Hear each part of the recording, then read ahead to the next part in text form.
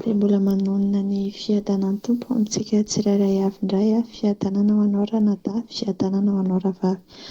Faly mitafy aminao indray ny tenako amin'izao fotoana izao dia hiaraka hihaino ny tenin'Andriamanitra isika, hihaino fampahirezana avy amin'Andriamanitra. Ka alohan'izany rehetrarehetra izany dia hivavaka amin'Andriamanitra aloha isika mba handray fampianarana vaovao avy amindray ary handray fankahirezana avy aminy. Andriamanitra iray lehibe fitiavanao, iray lehibe famindrapo, izaynay amin'ny alalan'ilay Jesosy Kristy Tompo tianay sy maminay ianao. Misaotra midera mankalaza ny halehiben'ny voninahitra ao, ny fahasoavanao indray izay mbola nomenao an'izao fotoana izao, ahafahanay mihaino ny fampianarana avy aminao, ahafahanay mandray torolalana avy aminao. Tompo, notendrenao indray hamaky ny teninao amin'izao maraina izao, amin'izao fotoana izao dia mba mangataka feno fanatrihan'ny fanahy masinao izaho dia fitaovana fotsiny ihany ary mbola mpady ny lelako Jesosy, ahafahanao mihitsy ny hanokatra ny vavako mba ahafahako miteny eto Tompo ao ary tsy io izany ho hita fa ianao ny hanolontsaina ho anahy. Mankasitraka fenonao izaho fanahy masina, misaotra raiko. Amen. Ia, dia mbola manasa antsika indray ary hamaky hanokatra ny baibolintsika ao amin'ny Exodosy toko 4:1-5. Koa lazao amin'ny zanak'Israely izao ny Jehovah ary hitondra anareo hivoaka ho afaka amin'ny fanompoana mafy ampanaoviny Eziptianina anareo ao ka hanafaka amin'ny fanompoana azy. Amen. Izay indray ary no tenin'Andriamanitra ho jerentsika androany. Ny lohahevitra antsika moa dia hoe ny fanafahana. Andriamanitra raha namoaka ny zanak'Israely mivoaka tany amin'ny tany Egipta dia nandalo ady mafy izy vao mivoaka mpandresy, nandalo sedra mafy vao mivoaka mpandresy. Ka noho izany ho antsika tsirairay avy izay mitady fanafahana, an'Andriamanitra dia tsy maintsy misedra zavatra mafy aloha, fa tsy maintsy ho ahafahan'Andriamanitra amin'ny zavatra mahazo anao ianao, tsy maintsy ho ahafahan'Andriamanitra amin'ireo zavatra rehetra izay mamadipatitra anao.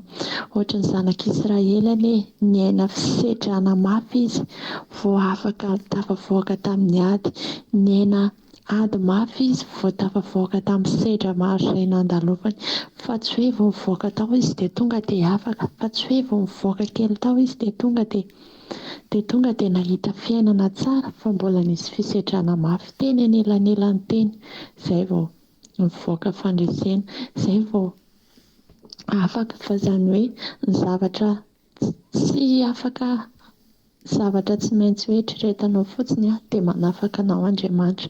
Miasa mitantana ny fiainanao izy. Raisiko ohatra fotsiny izao, raha izaho manokana izao dia tena efa tao anaty hadalana maro samihafa ny nafahan'Andriamanitra, tao anatiny olana maro samihafa ny nafahan'Andriamanitra. Fa izany hoe isaorako anazy mandrakariva, isaorako anazy noho ny amin'ny fitadanany, isaorako anazy noho ny amin'ny famindrapony, fa mbola tsy namelana nilatsaka tao anaty hadalana izy, mbola nisikina anahy ary tsy navelany hoe ho potika vao nahariny, vao nafahany, fa tena hoe notsinjovany manokana. Tena na dia hoe maro ary ny zavatra tsy nety nataoko dia mbola nanafaka anahy foana izy, nanafaka anahy tamin'ireo hadalana maro namadipatitra anahy, nanafaka anahy tamin'ireo zavatra maro namadipatitra anahy, fa isaorako Andriamanitra fa teo izy nanafaka ahy, teo izy namonjy ahy, teo izy nampahery anahy, teo izy nampitraka ahy. Raha ny zavatra nolalovako dia tena hoe kivy, tena hoe ketraka, tena hoe niady mafy, niady. Eo ve Andriamanitra miay ahy? Fa ny tsapako dia tsy misaraka amiko ny tanàmaherin'Andriamanitra. Amen. Eo foana izy manampy anahy, eo foana izy mitarika anahy, eo foana izy mamoaka anahy ho mpandresy ary manafaka anahy. Dia ho afaka ve ianao ravavy? Dia ho afaka ve ianao ranadahy? Hoety eo amin'ny Tompo ny fiainanao, hoety eo amin'ny Tompo ny aminao rehetra.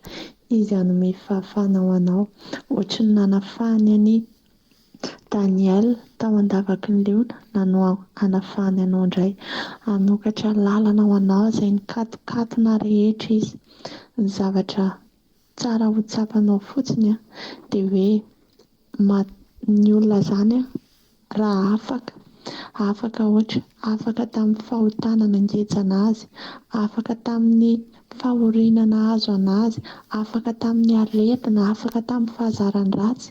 Mahay manafaka anao Andriamanitra. Betsaka ny olona nefa nafahan'Andriamanitra. Hain'Andriamanitra namoaka ny zanaky ny Israely tany Egypta. Hain'Andriamanitra koa mamoaka anao mpandresy. Hain'Andriamanitra manafaka anao amin'io sigaranao io.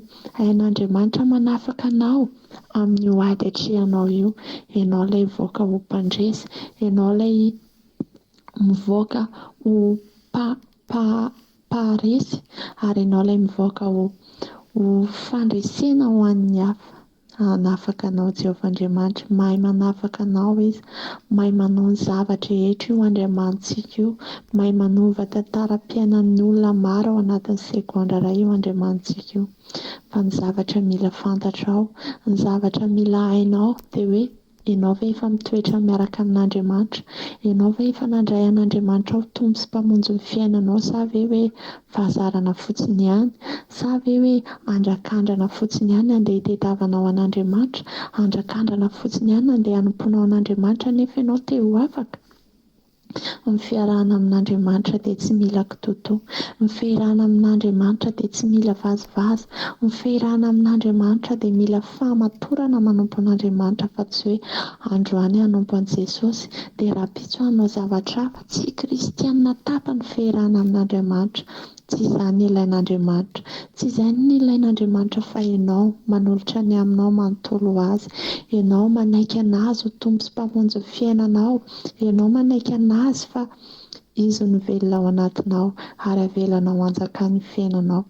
Raha izy aniny avelanao hiasa amin'ny fiainanao raha izy aniny avelanao andeha tsy hanapaka ny fiainanao dia mino sy matoky fa hanafaka anao Andriamanitra.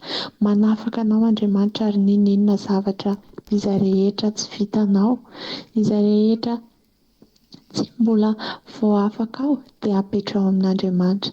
Hain'Andriamanitra manafaka anao amin'ny sigaranao io. Hain'Andriamanitra manafaka anao amin'ny fahazaran-dratsinao io. Hain'Andriamanitra manova zavatra rehetra eo amin'ny fiainanao. Aza atao makivy, aza atao maketraka ny vavan'ny olona fa aoka tena hiroso hatrany ianao. Aoka handroso hatrany amin'ny fanompoana an'Andriamanitra. Andriamanitra antsika io dia be fitiavana.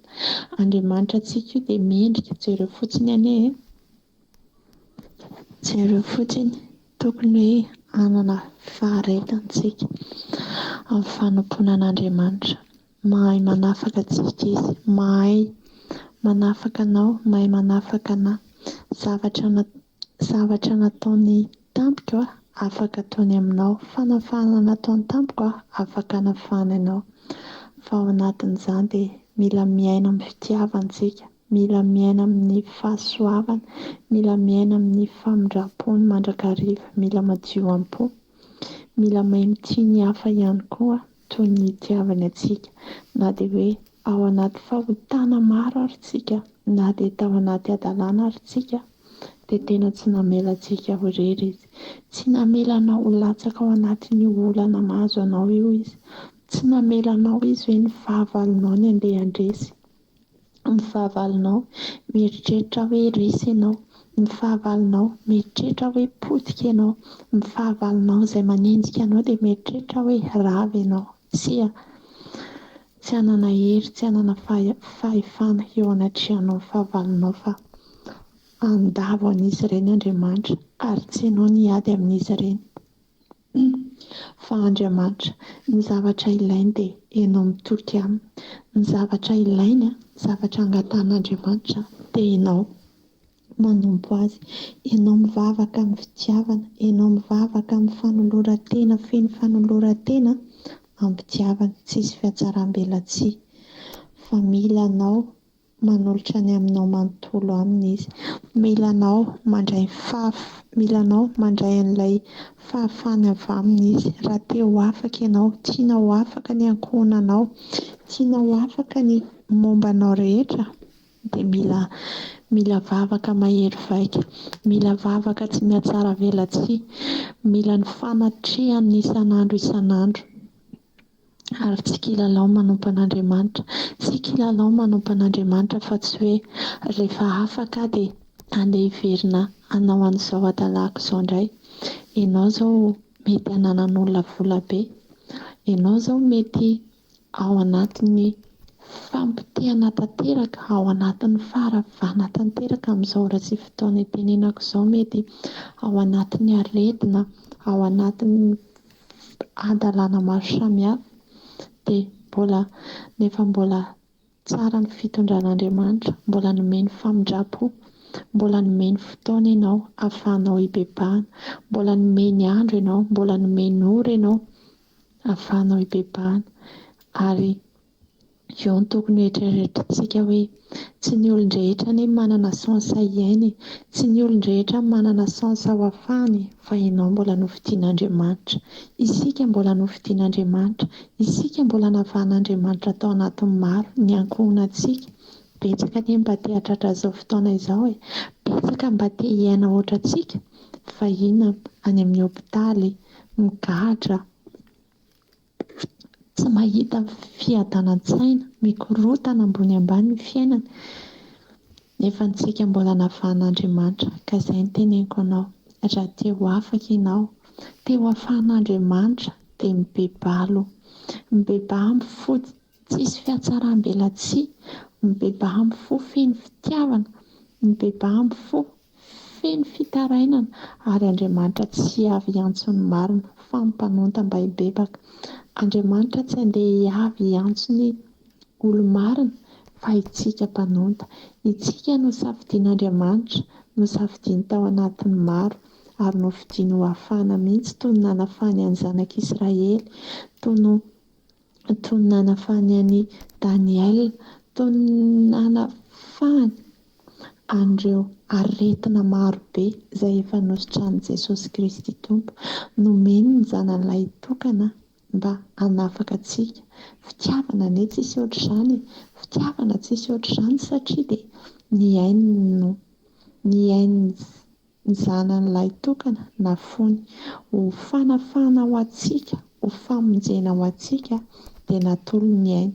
Ny zanany izay tena sarobidy aminy indrindra, natolo ny ho fanavotana ho fanavotana ho anao, ho fanavotana ho an'ny ankohonantsika tsirairay avy. Satria izao mbola misy an'ireo ankohonantsika ireo e, mbola miaina ao anatin'ny rendrarendra maro, mbola miaina ao anaty adalàna maro samihafa, nefa dia izao no tsara hoe afaka manafaka an'azy Jesosy Kristy, afaka manova an'azy Jesosy Kristy, afaka mitondra fahafahana ho azy Jesosy Kristy. Ary efa nafony ny ainy ho fanavotana ho antsika. Ianao io, ianao no nataon'Andriamanitra ho hanafahana ny ankohonanao. Ianao nampiasain'Andriamanitra hanafaka olona maro. Jesosy, ianao dia nampiasain'i Jesosy ianao ho hanafaka, nampiasain'i Jesosy ianao hitondram-bavaka ho an'ny hafa, nampiasain'i Jesosy ianao hivavaka ho an'ny hafa, nampiasain'i Jesosy ianao hanafaka ny manodidina anao. Miara-miasa ny zavatra rehetra, fa tsy hoe afaka ianao dia ho avelanao eo fotsiny ny manodidina anao. Ny fahafahana tsy hividiam-bola ao amin'i Jesosy, ny fahafahana tsy hividiam-bola ao amin'Andriamanitra, fa ny zavatra ilainy dia ianao mitoky aminy. Ny zavatra ilainy dia ianao manolotra ny aminao eo anatrehany, tsy hampitaka, tsy hampiatsaram-belatsia, fa tena hoe manolotra ny aminao, manontolo eo anatrehany ianao. Raha ho anahy manokana aloha dia resy lahatra amin'ny fanompoana an'Andriamanitra, resy lahatra amin'ny fanaranan-dia azy, satria nafahany tao anaty adalàna, nafahany tao anaty tsy fahalalàna, nafahany nampahiratana, nafahany tao anatin'ireo karazana adalàna maro samihafa. Nanafaka izy nanafaka tamin'ny jeja, nanafaka tamin'ny karazana fahotana maro. Ka izany no itenenako anao hoe andeha hanara-dian'i Jesosy Kristy tsika, andeha hanompo an'Andriamanitra. Raha tianao hafahana ianao dia ny fanoloran-tenanao, ny fanomponao, ny fonao atolory azy. Ary aoka tsy hisy fiatsaram-belatsia ao anatin'ny fonao ao, aoka tsy hisy pentimpentina fahotana ao anatin'ny fonao ao. Andriamanitra tsy mipetraka amin'ny toerana maloto. Andriamanitra tsy mipetraka amin'ny toerana feno loto-po. Ianao miteny hoe teo afaka Andriamanitra, teo afaka Jesosy nefa ninona ao anatin'ny fonao ao mbola maloto, ao anatin'ny fonao ao mbola misy korotana, ao anatin'ny fonao ao mbola misy alahelo mavesatra. Izany indrindra no mbola tsy hanafahan'i Jesosy antsika anie. Izany mbola tsy hanafahan'i Jesosy antsika mieritreritra hoe mihaino vavaka tokoa ve izao Andriamanitra izao? Maninona ny tsy hafahany? Maninona ny ataony an'izao foana? Maninona ny miaina amin'izao fiainana sarotra iainako izao? Tsy ravavy tsy ranadahy, hanafaka anao izy, hitondra anao any amin'ny fandresena, hitondra anao any amin'ny fahombiazana. Fa alohan'izay rehetrarehetra izay dia andeha hanantona anazy.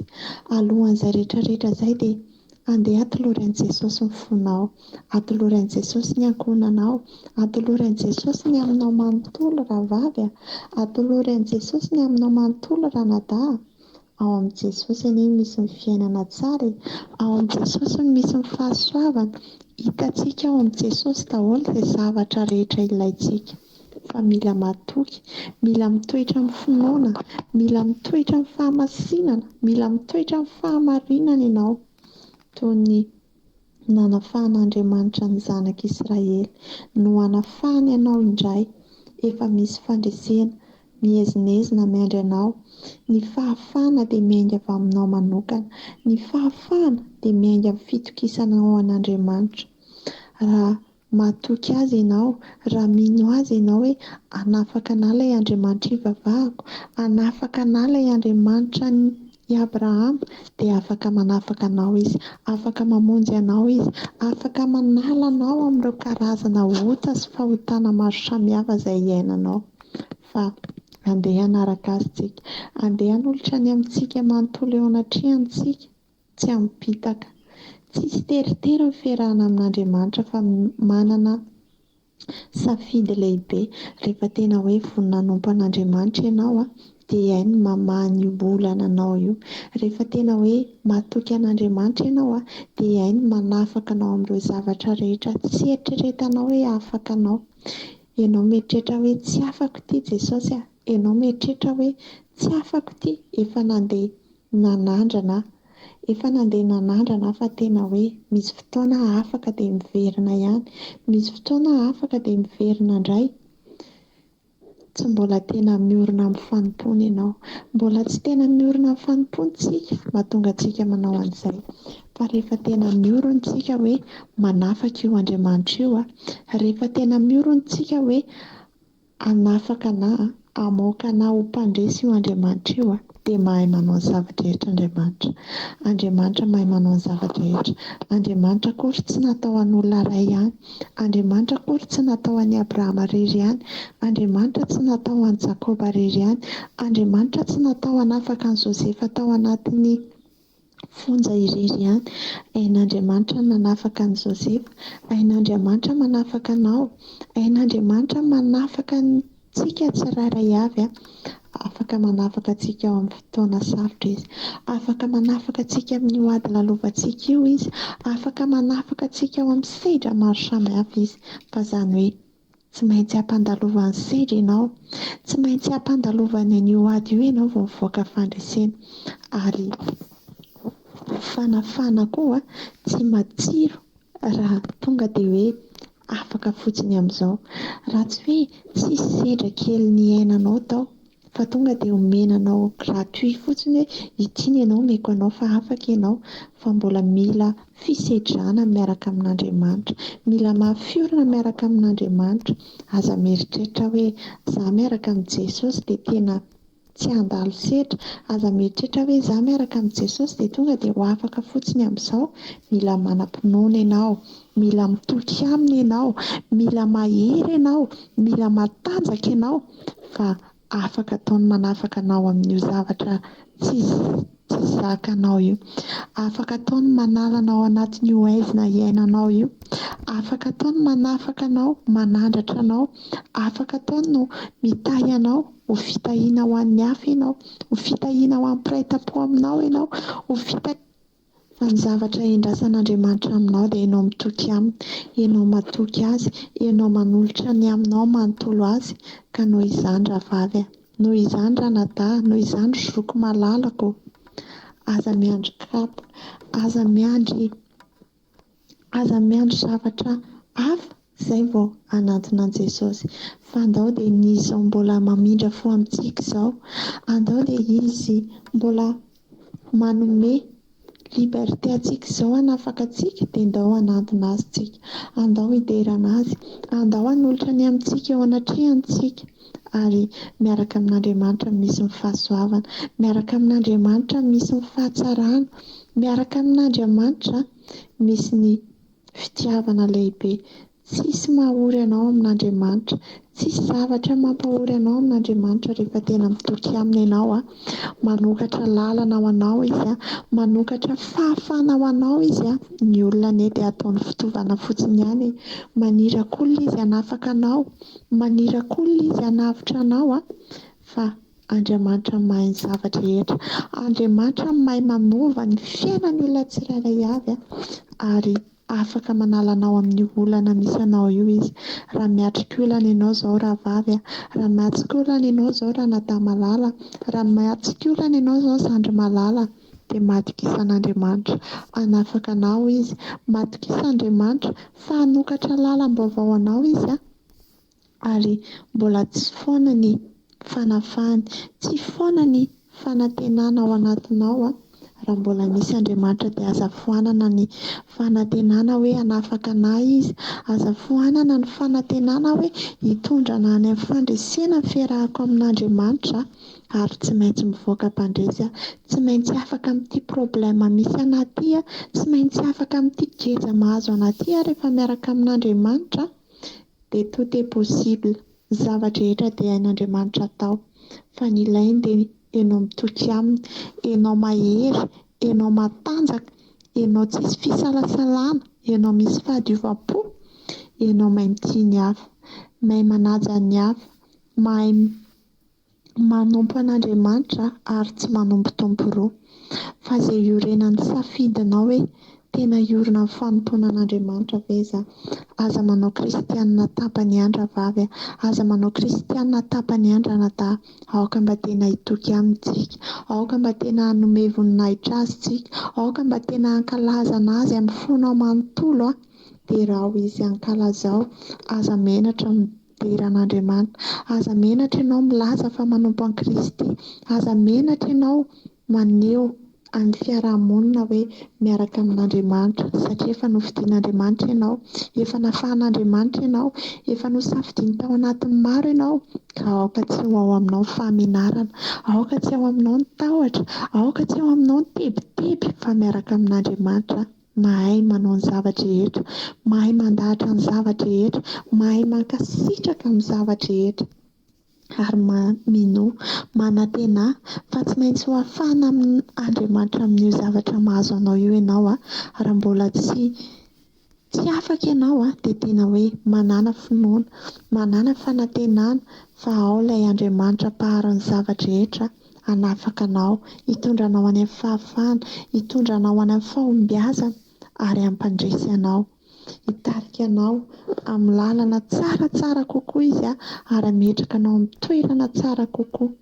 Fa aza ketraka fa miorena mafy amin'ny fanompoana an'Andriamanitra, ary tarito tena hoe hiainga, manomboka izao dia tena hoe hiainga, hanolo-tena ho an'Andriamanitra, tsy amin'ny ahafahatsaram-belatsia, tsy hoe manompo an'Andriamanitra ty ravavy ity dia andeha koa mba hitady anazy fa niova amin'ny fiainana, fa tena hoe manolotra ny aminao manontolo eo anatrehany, na inona sedra, na inona sakana tsy hanatanteranao an'izany, dia reseo fa hanafaka anao ny Tompo, hanafaka anao Jehovah Andriamanitra, ary hampahery anao izy, hanome tari-dalana, hanokatra ny masom-panahinao, hanome tolo-tsaina ho anao anie Jehovah Andriamanitra, hiasa, hitantana anao, tsy hampakivy anao, tsy hampaketraka anao indrindra fa hanafaka anao izy, hanokatra lalana fitahiana, hanokatra lalana fahombiazana ho anao izy. Mahereza foana rahavavy, mahereza amin'io ady atrehanao io, mahereza amin'io fisedrana mahazo anao io, fa tsy maintsy hivoaka ho mpandresy ianao ary hanafaka anao amin'ireo karazana olana maro samihafa. Andriamanitra iray tsy toa maneke fotsiny fandaharany, maneke ny zavatra izay lazainy ary aoka anaraka ny bitsika izay lazaintsika. Aoka tena hangataka ny fanahy masiny an'olon-tsaina hampahery antsika tsirairay avy dia eo ambany fitahian'Andriamanitra foana ny fiainantsika ho ahafahantsika tsirairay avy handeha arintsika hisaotra an'Andriamanitra, hideran'Andriamanitra noho ny amin'izany teny sy fampaherezana izay voaray antsika teto izay. Omena azy ny dera, omena azy ny voninahitra. Handeha arintsika hisaotra an'Andriamanitra indray.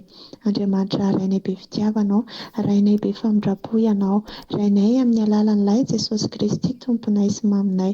Misaotra anao, mideranao, mankalaza anao indray izahay fa mbola nataonao fitaovana teto Tompo Andriamanitra, nafahako nampita an'izany teny avy any aminao izany Tompo, ary tsapako fa tsy izany no teny teto fa ny fanahy masina mihitsy nanolo-tsaina ho anahy. Manome voninahitra ny anaranao Jesosy, misandranty ianao amin'ny seza fiandriananao sy ny fahasoavanao eto izay Tompo, dia mangataka ny fanahy masinao mba hiasa ato anatinay tsirairay avy, hampahery anay, hanafaka anay anehinao. Mankasitraka indrindra sahady Jesosy amin'ny zavatra rehetra izay mbola ho ataonao sy ny zavatra rehetra izay efa nataonao taminay tsirairay avy. Anao ny dera sy laza ary voninahitra, fa ny fiadanana kosa dia hitoetra ato anatinay tsirairay avy. Mankasitraka Jesosy. Amen.